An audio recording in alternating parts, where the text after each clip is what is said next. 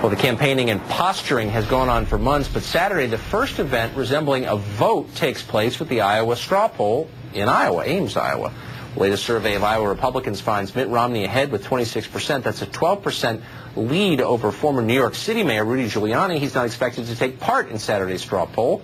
And way in the back, Senator John McCain, who has fallen so low, he's now tied with Mike Huckabee, much to the delight of former Governor Huckabee at just 8%. What does this all mean in the middle of August? Back with us, Chris Cillizza, a political reporter for the Washington Post and WashingtonPost.com, as well as Linda Douglas, contributing editor for the National Journal. Welcome back. Mike Huckabee must be pretty thrilled. I think he probably is. I mean, look, this is a guy, again, he just hasn't raised the kind of money that, even though McCain has had money problems, he's raised a lot more money than Huckabee. Money equals support in a lot of these places, and it's especially true in Iowa in the straw poll. You can pay for people's tickets to this event. Yes. So, you can say, here's your $35, Tucker, come with me. You can hang out in my air-conditioned tent. I'll feed you food. You can be entertained. And then, hey, by the way, can you also cast your vote for me in the straw poll? Forbes was offering hot air balloon rides? Steve Forbes spent so great. $2 million on a straw poll in August of 1999. So if you need any evidence that this is important, there it is. I believe the family sold the Fabergé egg collection shortly thereafter, literally. I think that's actually a true fact. Linda, you covered John McCain. I was with you for a long time, maybe a year more, maybe, I don't know. How do you feel watching what's happened to the senator's campaign? Very surprised. Obviously, it's been so often described as a Shakespearean, as a Greek tragedy. I mean, it's got a lot of tragic elements. But it really does seem as though the perception that he couldn't run a good campaign, he couldn't raise any money, and he couldn't find a base to connect to. The anti-immigration people were certainly against him. The pro-life people were certainly against him. He couldn't find a base.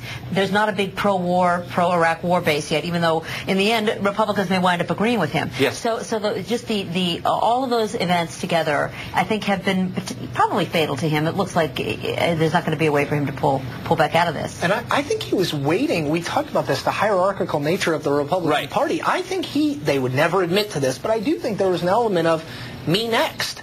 Well, I was the guy next to the guy last time. I've got the credentials. I'm the war hero. The Bob Dole effect. I'm the next guy. This is how our party works. And I think, unfortunately, that led them to be blinded on some things, like the dangers of him signing on to this illegal immigration bill and being out front on it, posed to his candidacy. He was not the beloved figure in the conservative base that some of these people who have run and lost was before. He had to prove something to them. When he acted like it was already proven, they said, whoa, wait a minute. You're still John McCain. So then he was never going to win the social conservatives over. They were never going to believe that anything he said was authentic. So what he looked to them as though he was inauthentic. And the one thing John McCain had going for him was authenticity. Right. It was the first thing he sold. When he went to Jerry Falwell, when he embraced Jerry Falwell after having denounced him during his 2000 campaign, no one believed that he meant that. And so he lost the very thing he had to appeal to the people who wanted a maverick, and certainly to the independents who wanted somebody who really just said what he thought. It's just amazing to me. I think your analysis is absolutely spot on.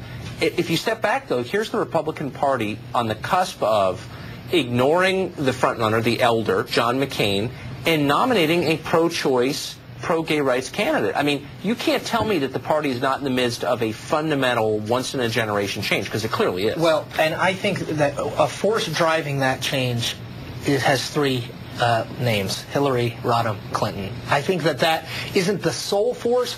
Republicans, really? Yes. Republicans, I think, with the specter of President Hillary Rodham Clinton, are more than ever willing to say, okay, he doesn't necessarily agree with me on this, he doesn't agree with me on that, but we need someone to stop Hillary. If you see the undercurrent of all of these things in this campaign so far, from Romney and Giuliani, it's about, let's focus on a candidate who can win. Otherwise, in a normal election year, without a Hillary Clinton, without the past 8 years of President Bush and Iraq and the unpopularity of the Republican brand, I don't think Rudy Giuliani's message goes anywhere. I'm going to have to sleep on that theory. My current theory is that the three words that are responsible for this, George W. Bush, and after 8 years of that, they're so bewildered they can't remember what they believe, and their approach to Hillary is kind of calm, fatalistic acceptance as you slip beneath the waves right into oblivion. That's kind of the way they feel about Hillary. It's going to happen, so you might as well just embrace it, no? Okay, I'm going to actually use two words, which are national security, and I think that's really the reason that Giuliani's winning, at least at the moment. It's not about necessarily the socially conservative issues, but it may become about that in the Republican primary.